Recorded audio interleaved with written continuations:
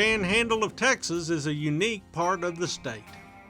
Many people assume that West Texas includes all the Panhandle as well, and even the country all the way out to El Paso. Really, these are two different and distinct zones from West Texas.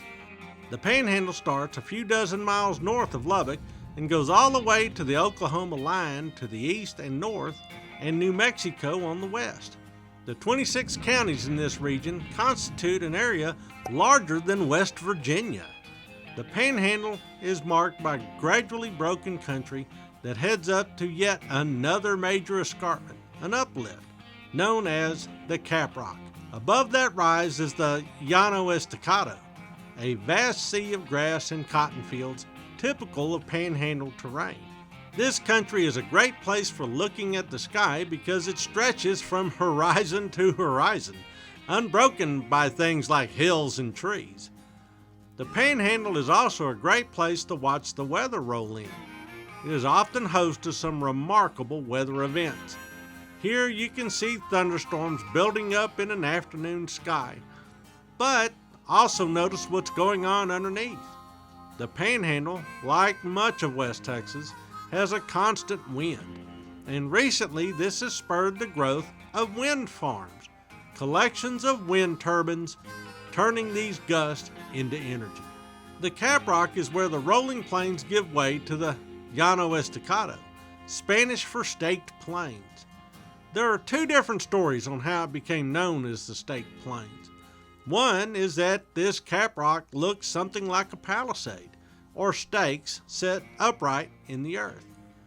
Another is that when travelers got up on top of that caprock and found the ground so featureless that they had to drive a stake into the ground to remember which way they'd come.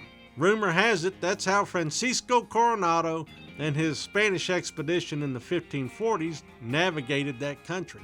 Both versions make for a pretty good yarn. One of the features of the Caprock is the Palo Duro Canyon, the largest canyon in Texas.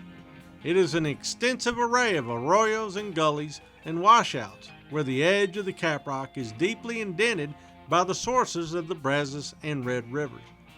This region was a favorite for the indigenous people who found plenty of sheltered campsites near abundant grasslands to feed their growing horse herds. There were also vast herds of buffalo that kept these people fed.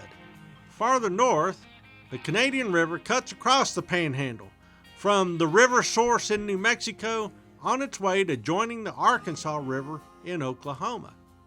The rough valley it carves through the region is known locally as the Canadian Breaks. Panhandle cities are few and far between. The most important, by far, is Amarillo. Everything else is small by comparison, but includes towns like Canyon, Borger, Dumas, Pampa, and Hereford.